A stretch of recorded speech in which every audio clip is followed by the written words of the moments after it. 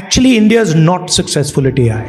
ভারতের প্রধান বিরোধী দল কংগ্রেসের নেতা রাহুল গান্ধী আবারও কেন্দ্রীয় সরকারের ওপর কড়া মন্তব্য করেছেন। তিনি বলেছেন, কৃত্রিম বুদ্ধিমত্তা বা এআই প্রযুক্তির ক্ষেত্রে ভারত কোনো বড় শক্তি নয় এবং দেশ সত্যিকারের কিছুই বানাতে পারছে না। পাশাপাশি তিনি অভিযোগ করেছেন, সাম্প্রতিক ভারত যুক্তরাষ্ট্র বাণিজ্য চুক্তির মাধ্যমে দেশের গুরুত্বপূর্ণ ডেটা যুক্তরাষ্ট্রের হাতে চলে যাচ্ছে।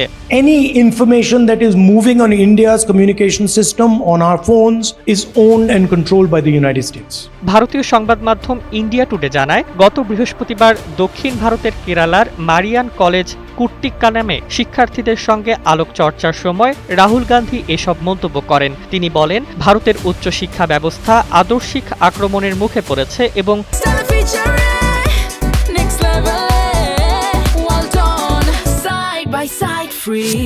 এটি একটি নির্দিষ্ট চিন্তাধারার মাধ্যমে পরিচালিত হচ্ছে। So if you want to actually become a serious player in AI, Rahul Gandhi বলেন, উপাচার্যদের অনেকেই আরএসএস এর সঙ্গে যুক্ত থাকার কারণে দায়িত্বে নিয়োগ পেয়েছেন। এটি বন্ধ করা দরকার। তার মতে, ভারতের শিক্ষা ব্যবস্থা বিশেষ করে আরএসএস এর বিভাজনমূলক দৃষ্টিভঙ্গির মধ্যে সীমাবদ্ধ থাকা উচিত নয়। তিনি শিক্ষার্থীদের উদ্দেশ্যে বলেন, শিক্ষার মূল উদ্দেশ্য হওয়া উচিত স্বাধীন চিন্তাভাবনা ও প্রযুক্তিগত উৎকর্ষতা অর্জন করা, নয়তো দেশ বাস্তবে প্রযুক্তিতে পিছিয়ে পড়বে।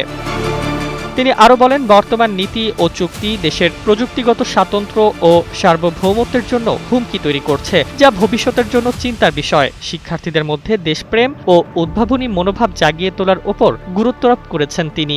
why is all our data, which is our wealth of the people of Kerala, wealth of the people of India? Desk report, Bangladesh bulletin.